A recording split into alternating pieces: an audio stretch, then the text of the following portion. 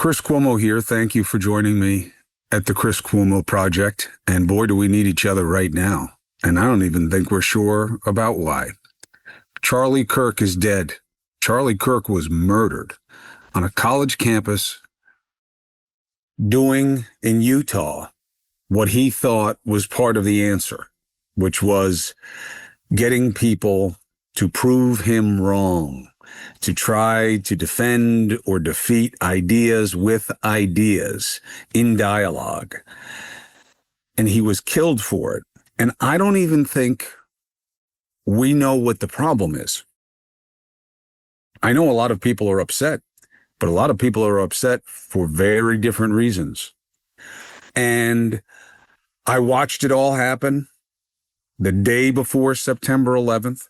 And now I'm talking to you on September 11th, which has already been forgotten, because sometimes it's all emotion and no signal, all noise, no signal. So I watched and I wondered, and I wanted to see what would kind of boil out of this. And I've been up pretty much all night. And here's what I see and I don't see. The problem is not that Charlie Kirk was murdered. The problem is not that a man was murdered for his ideas in America. We're not new to the idea of people being killed for their ideas, even here. Jesus was killed for his ideas. He was nailed to a cross because of his ideas. So we are very familiar with the reality, and we are very familiar with the potential power in that reality. And my deep concern, my lament, my pain is not simply that Charlie Kirk is dead. Yes, I knew Charlie Kirk. No, I did not hate Charlie Kirk. Yes, I disagreed with Charlie Kirk. Meeting him, talking to him, I thought he was a sweet, earnest, tall, young man of faith and family and conviction and tremendous early success. He was only 31 years old. But let me tell you what isn't being told to you, that isn't being said. When we are in a place in America where there is no consensus about what is a tragedy, it means that we do not have shared values anymore. It's not just that we have a shared value, but you and I disagree about how it is manifest, or how it should be applied, or how it should be acted upon, or how it should be articulated. We don't have the same values. I hear people saying what should be the right thing, if a little perfunctory. This is vile. There is no place for this in America. They're saying what you're supposed to say, but the words are empty because they don't really mean it. And I'm not saying they don't mean it because they wanted Kirk dead, or they want more people dead because Kirk is dead. And yes, I heard on Fox News a major anchor say that they would avenge Charlie Kirk. Yes, I think that is one of the stupidest reactions to have to tragedy, is to want more of it, if you see it as a tragedy at all. And that's the problem. I do not think we all agree that Charlie Kirk being murdered was a tragedy. Will we all, if forced, agree that murder is wrong in America, certainly as a function of politics? Yeah, because you're supposed to, because you lose your job if you say anything else out loud, right? And That's not my barometer. And my barometer isn't who did this and why. I don't give a shit about the person who did it. I think they'll find him. I think you have to find him, because otherwise you just fuel another part of the energy of the problem, which is conspiratorial, baseless, stupid doubt. Just like we still don't know who shot at Trump. Deep state, conspiracy. This is why the Kennedy thing lives on. Doubt creates delusion. Doubt creates delusion, okay?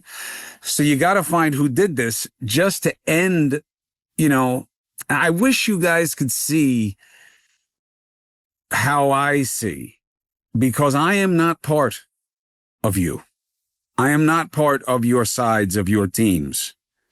And I just see the sides. I see the stupidity. I see the banality. I see the uselessness of it.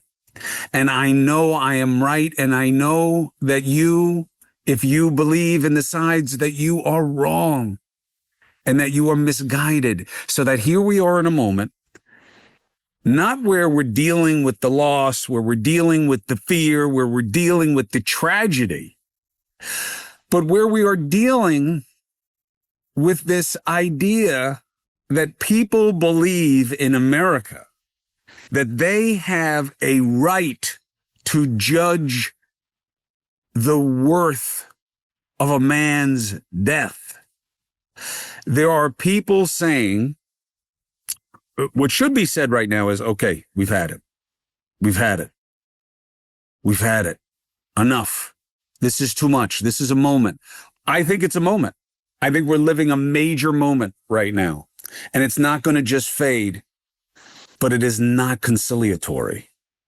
It is not going to exhaust the divide and make us remember all of the virtues and the morality and the reality that we have learned again and again about what America needs and what humanity needs and what all our great people have told us, so many of them dead as a result of their wisdom.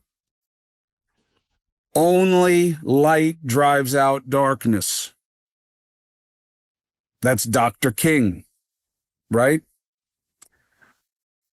We are not there. We do not believe that light drives out the darkness. We believe that what we perceive as dark should be driven out. We are not in a moment where we will come together around what we all know is right. We are accelerating in the wrong direction. We have people who say he deserved it. We have people who say this is what he was about. He got what he was giving. And there are a lot of them, and they are not saying it in quiet. And you have people who are saying, you want to kill? Oh, we'll kill. You want to take one of ours? Oh, we'll take one of yours. There are more people sounding about fellow Americans the way we did after 9/11 than I've ever seen before. Today's 9/11. I lived it. I lost people I knew down there. I watched people die down there in horrible, ugly ways. And I watched what happened afterwards. And no, Charlie Kirk is not the same as thousands of people on 9/11. I'm not saying he is. I'm saying that it doesn't really matter, except to Charlie Kirk's friends and family, who Charlie Kirk was and what he means. That's not what we're battling over here. What we're battling over here is a very perverse sense of political entitlement to judge the value of someone's life. That you think it's okay for his murder to be okay. And even if you say, no, nobody's saying murder is okay. Everybody knows murder is wrong. No, they do not know that murder is wrong. They know that it is wrong when they care about who is murdered. And that is not the value. That is not the virtue. That is not the morality. That is not the law.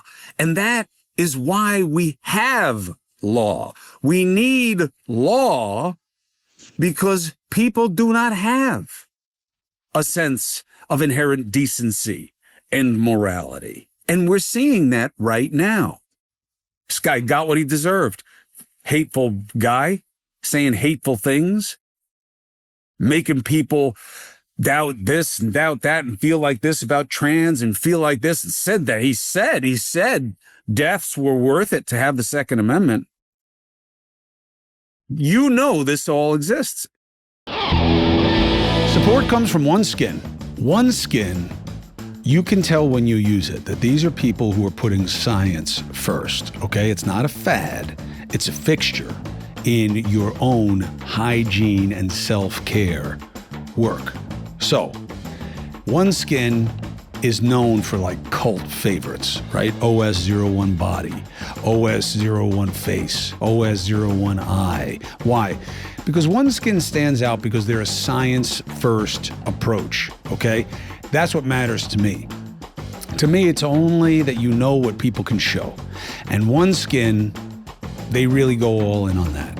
OneSkin is the world's first skin longevity company targeting cellular aging to keep your skin and scalp looking and acting younger longer. For a limited time, you can try OneSkin with a 15% off bonus by using the code Cuomo at oneskin.co. Okay? That's 15% off at oneskin.co with the code Cuomo. After you purchase, they're going to ask you, hey, where'd you hear about us? Hook up your boy. Please support the show and tell him I heard about you on the Chris Cuomo Project. Your future self will thank you, and so will I. Now, let me talk to you about what I think this moment means for all of us, okay? Who do I blame? Doesn't matter. They'll find the person who did it. And by the way, we are in an environment where whether you're on the left or the right, you'll be just as much of a kooky conspiracist about whether or not it was really this person and whether it was more and it was conspiracy and it was this and it was that.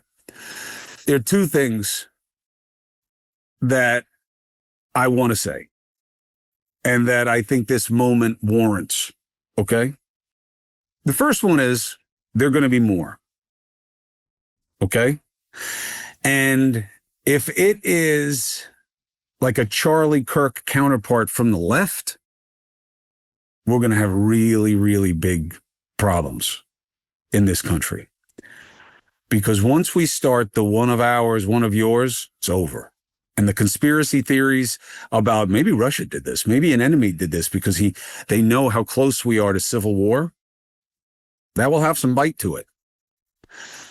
And do I know that the risk is real? Do I know that what I do is dangerous? I'm no lefty counterpart to Charlie Kirk, but some of you assholes may see me that way. I'm not a lefty. I'm not a righty. I hate the sides. I think they abandon intelligence.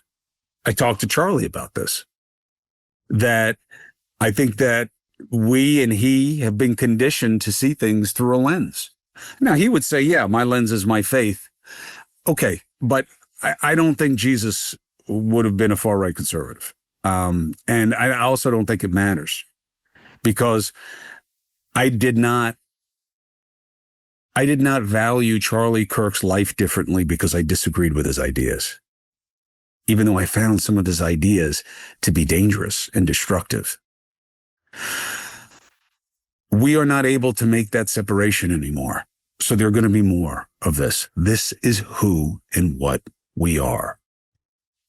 You are not what you say you are. You are not the icons that you put after your name.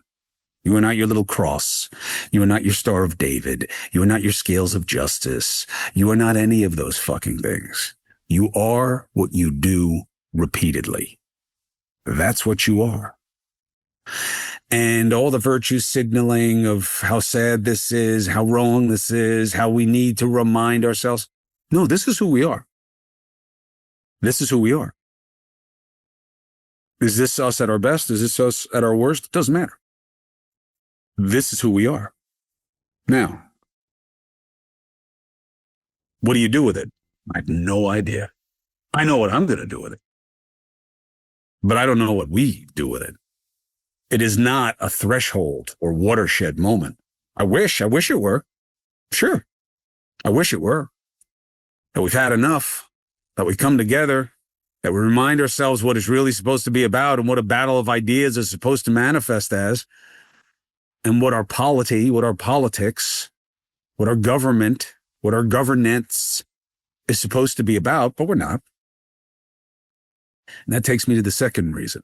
You know what the culprit is here, right? Now, I want to word this the right way because I have a tendency to get it wrong or to not represent it the way I truly mean it.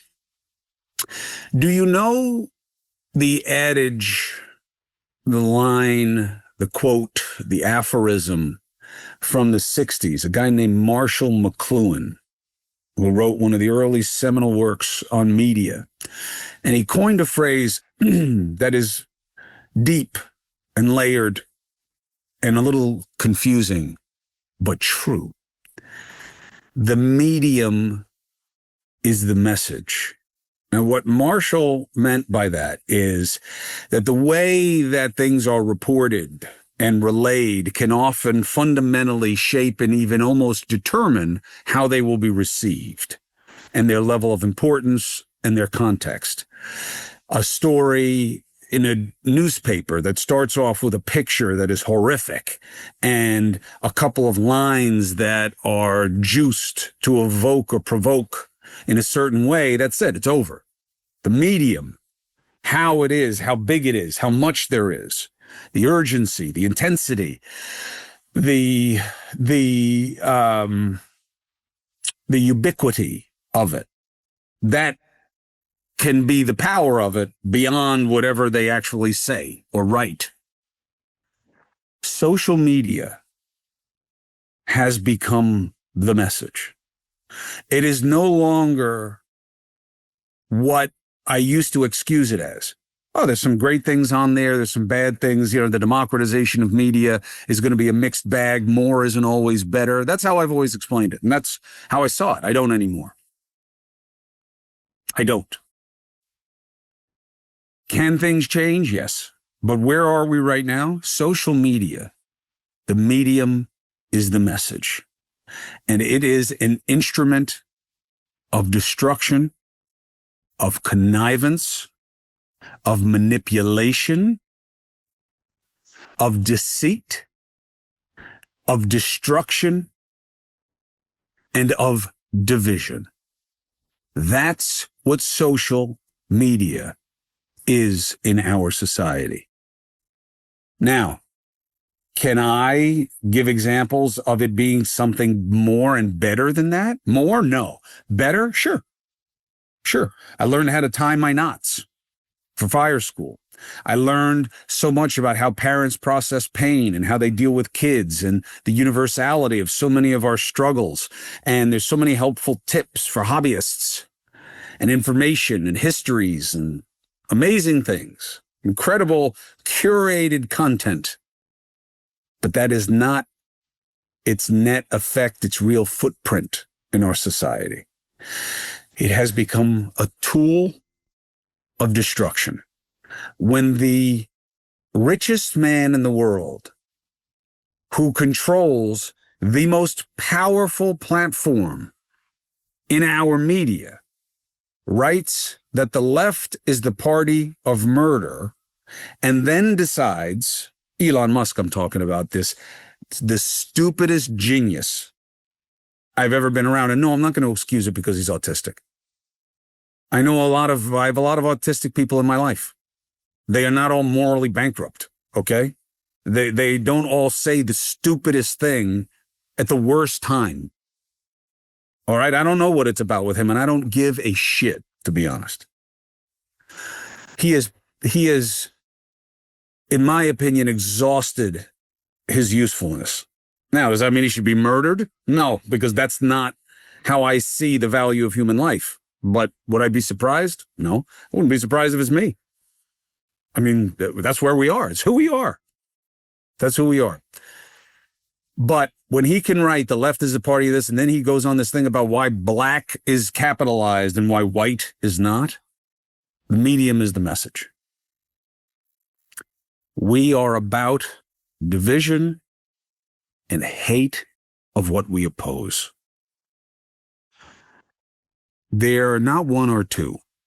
There are many people who do not see the murder of this young man as wrong.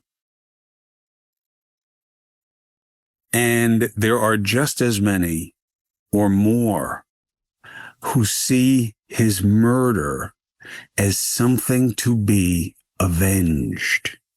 Now, that word usually means I'm now going to kill one of yours, right? How do I avenge, right? I'm not talking about justice.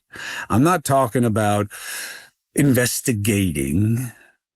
I'm not talking about ameliorating, that's for sure. I'm not talking about making it better.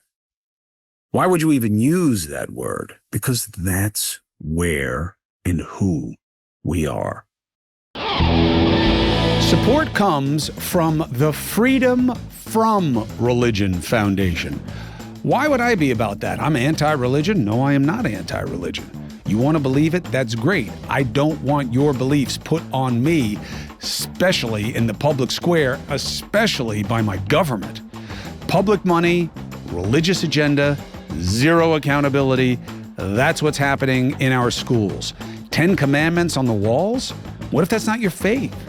School chaplains replacing trained counselors?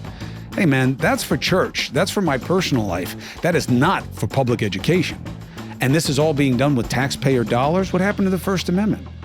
Funneled into private religious schools, many with discriminatory policies. If it sounds wrong, it's because it is. And it doesn't matter if it meets up with my chosen faith. It's that we don't have one in a secular society. The Freedom from Religion Foundation is fighting this legally, fearlessly, relentlessly. Why? Because the Constitution's not a suggestion. That's why. It's our code. So visit FFRF at ffrf.us/school or text my first name, Chris, to 511-511. If you text Chris, C-H-R-I-S, to 511-511, you'll learn more.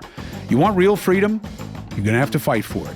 Remember to text my name, Chris, to 511-511 today. Text fees, of course they apply. Now, I am saying this to you because I believe it's what everyone needs to get about this. I'm not going to tell you how to be or how to feel or to be better than this. That's not my place. And it's not my inclination. I don't believe you tell people how to be with any kind of effectiveness. I believe that all you can do is manifest what you're about by how you are. And by the way, I fall short all the time. That's what I meant when I said I've been wrong. I wasn't talking about Trump or MAGA or politics. I wasn't even thinking about it at the time. I was looking back at being about to turn 55 and realizing that so much of what has mattered most in my life has been how I've responded to fucking up and being fucked over. You know, how I've learned and been shaped so much by what I was wrong about. And whether that was, here's how to train, and that I wasn't training that way, you know, something as meaningless as that.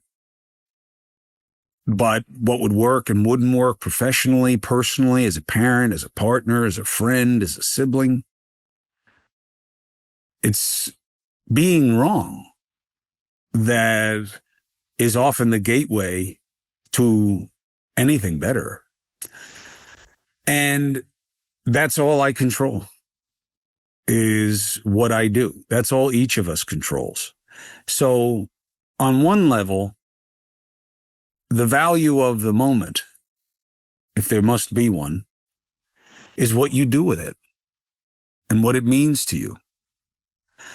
I think collectively, until we figure out how to better control, and I don't like that word, I'm not going to say censor, social media is killing us right now. I'm not blaming social media. I'm blaming the people who are dominating it. I'm blaming our collective conscience and what we are receptive to and what seems to win out. Because, yes, there are all these different values at play on social media. There are good things. There is value, organization, community, ideas, education, edification, conditioning. There are a lot of good things, but that's not what's winning. Do you understand what I'm saying? And I know this will be twisted. That's part of what I'm saying, is that a little piece of this will be taken and twisted out of context to make some point that furthers an agenda that is almost always finding power and profit in you fearing or hating someone else as a function of an emotional provocation or mis or disinformation. That's what is winning. And as long as that is the truth, social media, the medium is the message, and the message is division, desperation, and more violence. Verbal, intellectual, emotional, and physical. For us to have a president whose instinct is to blame in an explosive situation, it's not that Trump smart, Trump not smart. I think he's obviously smart. He's not polished, educated in the way that we traditionally value in a president, but that doesn't matter.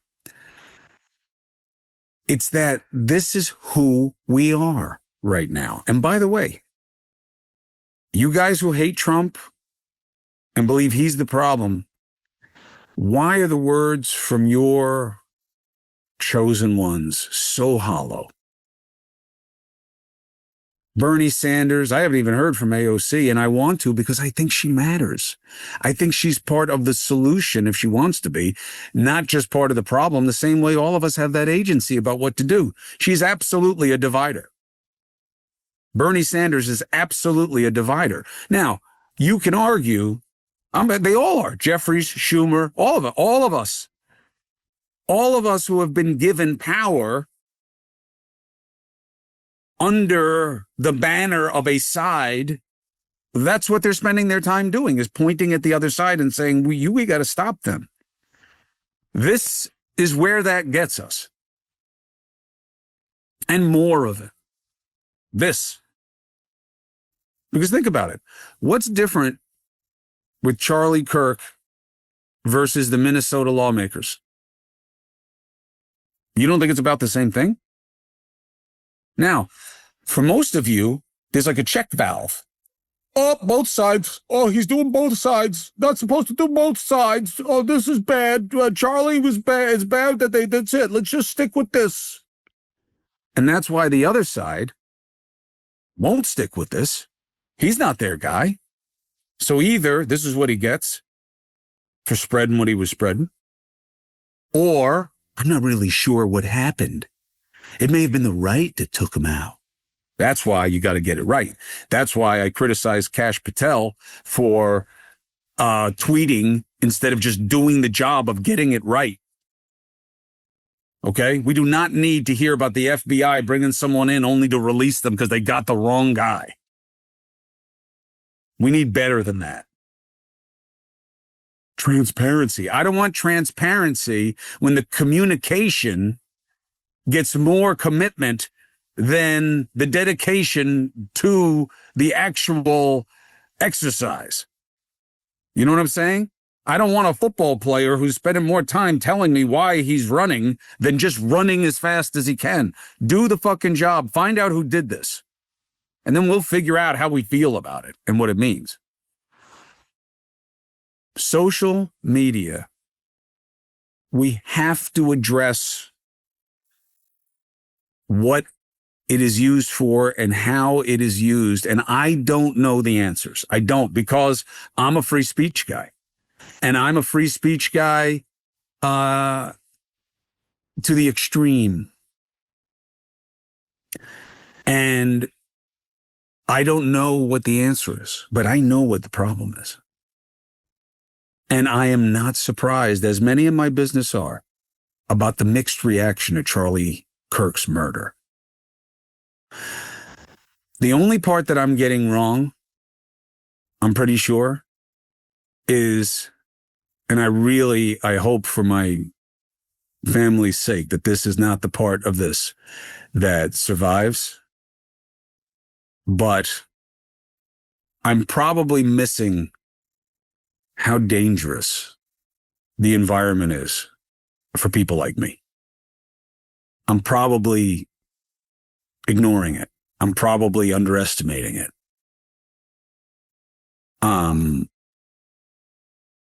I could see it in the faces of the people where I went to speak on the same day that Charlie was murdered, and the extra security presence and the messages of people. There were too many people. There's no connection between me and Charlie Kirk as far as most people in my life know. Yeah, I knew him better than most people suspect I did. And Charlie actually joked with me about how people were giving him shit for being nice to me and how that bothered him. And it confused him about his impact because it's not what he wanted. And we were going to do more things together, not because we agreed, not because I even thought that there was a value to some of his political positions, other than to easily counter them. But I'm probably getting that wrong. I do know we'll see more of this. That's a guarantee. But I don't know what it means for me. It's hard for me to do that. I'm not that narcissistic. I can't really look at Charlie Kirk's murder and his two kids who are barely old enough to remember him, and his young wife whose life will forever be shaped by this loss. I can't get past that, because personally, that's all that would matter to me, is what my fate did to my family. But I know that there are much bigger implications here, and I know that there are more people in the media who are at risk because of this. And the only thing I see that ties all our problems together is social media. Now, what is the difference between social media and a gun in terms of our analysis of allowance versus proscription? What does that mean? Well, when someone shoots somebody, like yesterday, there's a tendency for us to say, if we had less guns, this wouldn't happen the same way. Now, I think there is something true about that, and there is something misleading about that. Yes, if there were no guns in society, or very few, you would not have as many shootings. You wouldn't have as many suicides by gun. I don't know that you wouldn't have as many or close to it through different methods. But whether it's the gun or whether it's social media, social media doesn't make people kill people. Guns don't kill people. People kill people. I know. And that is true in both of these. It's not that social media could be an amazing thing. It could be an amazing I remember when it first happened. When it was first created, that's what we thought. That, oh, wow, globalization is possible. We can all be brought together. I can be talking to a guy in Bangladesh like this. and sharing an affinity for something and working on problems and connecting and breaking down all the barriers of phobias that are a function of ignorance. We'll like know each other now, man. This is amazing. But it's made us more distant, more isolated than ever. Why? Because it's not the medium, it's us. Charlie Kirk's murder isn't about the weapon. It's about why that guy, in all likelihood, wanted to use it. Twitter, X, Insta, TikTok, YouTube, whatever it is, none of them are good or bad. And I don't think they're a button away from being what we need them to be. It's us. It's us. And there's too much profit in division. There's too much profit in animus and anger. And it's too easy to be successful. And that's why we're seeing such a low grade of talent get such immense traction in our society. That's why you keep scratching your head and you're like, why are people so into her? Why are people so into him? It's because the bar is so low. Our appetites are so pronounced. We're feeding on negativity in such new and different and big ways. And it's not stopping. Charlie Kirk's murder, unfortunately, in the truest sense of that word, is most likely not a moment where people change for the better. Now, if you believe in anything bigger than yourself, I hope you think on it, ask it, pray to it, that you are the exception and that it does change you for the better.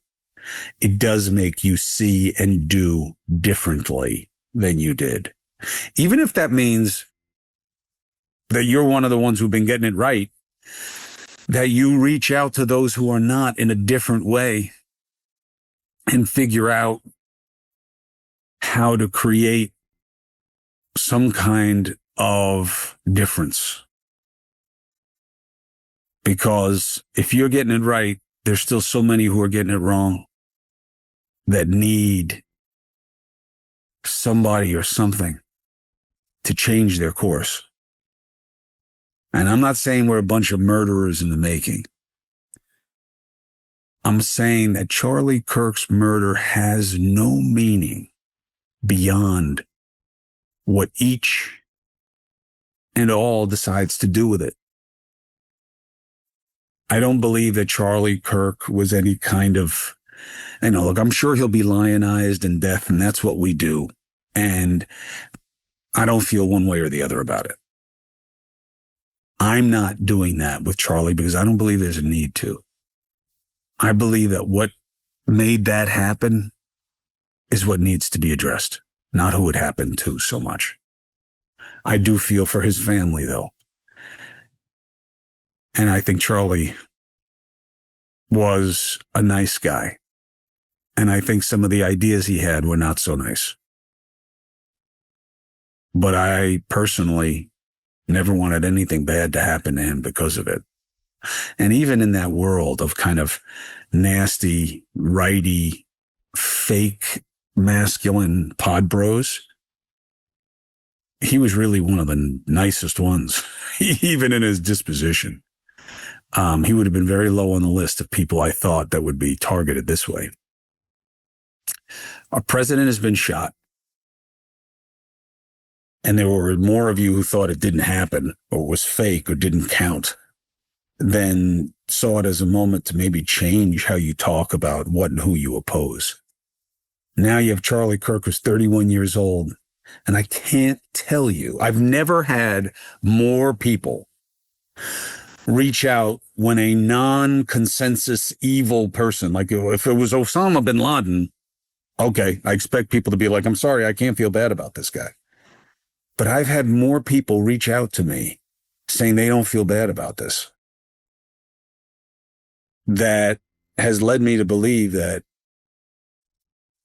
we've really gotten to a place where I think it's I think the biggest part is that the medium has become the message with social media, and that we are in a place of constant provocation of what and who we're against.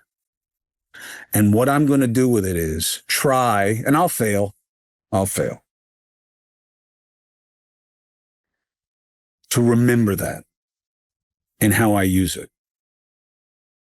and what I say about it and how I do what I do. Last night, I was getting a lot of pressure to focus on the manhunt. And I was resistant. Why? Because it's hype. They don't know who did it. Talking about that and teasing it and hyping it and playing to the drama of it, that's part of the provocation paradigm. That is the problem. Now, it's not the problem the way it is when you allow someone to say something ugly or stupid or insulting, but it's all part of it, is that we are so desperate for attention because that's how we get paid. That's how we're relevant. I have to keep you watching if I can, and the way to do it is by making you think that there is an urgency, that there is something that could be about to happen, that there is a dangerous unknown. Manhunt. Is he going to do it again? Will there be more? How did they miss him? How did they get it wrong? Why did they get it wrong? And I bring people in who've done the job before, who just so happens have an unspoken agenda. Well, I have to tell you, I have a lot of questions about this, and I don't know why they haven't found him yet in that kind of enclosed space. And I don't know how they say it's 200 yards, but I don't know that kind of shot. All this empty nonsense from people who know nothing, just to keep you thinking, oh, yeah, I should be worried about this. I should pay attention. Watch. It's all related. And none of it is stopping. And I don't see any improvement. But all I control, and I am worried that in the actual moment, when everything that you've ever been told if you were raised by warm-blooded mammals is time to be nice. It's time to be nice. It's time to say nice things. It's time to not look for a fight. It's like we are at a wake right now. People don't usually walk around those places saying, yeah, I'm all right with it. I'm all right with it. You know, fuck the guy. That's who we are on social media, though. And that's part of the problem with it. And I don't know the answer except for what I control and I do with myself. But if you're looking around for takes on Charlie Kirk and trying to figure out what it means and how to use it in your own life, almost everything I've seen is bullshit. Because the people who are telling you, you know, the guy who was honest and got beat up for it, and I get it, is Dowd. Dowd said what he actually thought at a time when people are conditioned to say the right thing, the nice thing. He said Kirk asked for this with the shit that he was putting out. Now, is he wrong? I don't care. It's that what he's feeding is that anything is okay because there's never any requirement to be better than what you oppose. You just have to beat it. You just have to expose it as worse. You do not have to be better. And Dowd, for all his Buddha, awakening, woo-woo, was just a nasty piece of shit who said something that was, even, it doesn't matter if it was true that he was asking for it, because of course Charlie wasn't asking to be martyred. He wasn't asking to be murdered. He was very excited about the life he was leading and where it was going to go and his kids and what they would be. He was not looking for an exit. 31 years old. I don't even remember being 31. And I don't believe in these stupid coincidences. But you know, when I was 31 was when we had 9/11. And it changed my life. I probably should have started with this thought. When I was Charlie Kirk's age, I lived 9/11 and it changed my life. It changed what I wanted to do with my platform as a journalist. I got married because of 9/11. I got engaged 11 days after 9/11 because I thought it was going to keep happening and I needed to do what mattered now. And I wanted a family. And I had found somebody who was stupid enough to give me a chance to do it.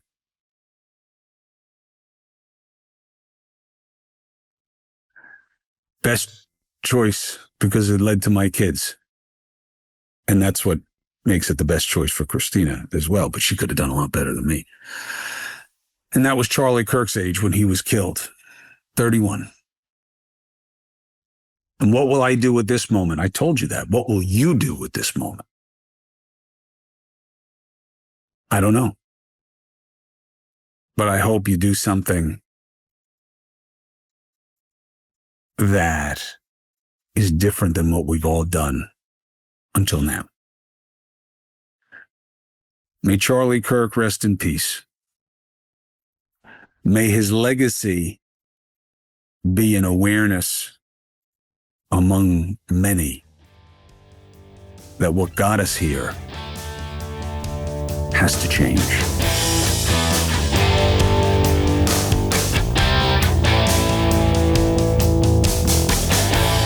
Thank you for giving me an opportunity. Thank you for choosing me when I am not choosing to do what works on social media. If I had come on here and said, it's time to kill somebody else, or whoever did this and whoever likes it is evil and should this and this is why, and Trump this and that, I'd get 10 million views. That's the problem. Thank you for subscribing and following. I'll see you on News Nation. No matter when you're seeing this, I made it on a day when we were supposed to never forget how fragile life is, how present evil is, and how we are all in this to try to get to a better place. And I hope you use whatever you get from this to do that with your own life, online and off.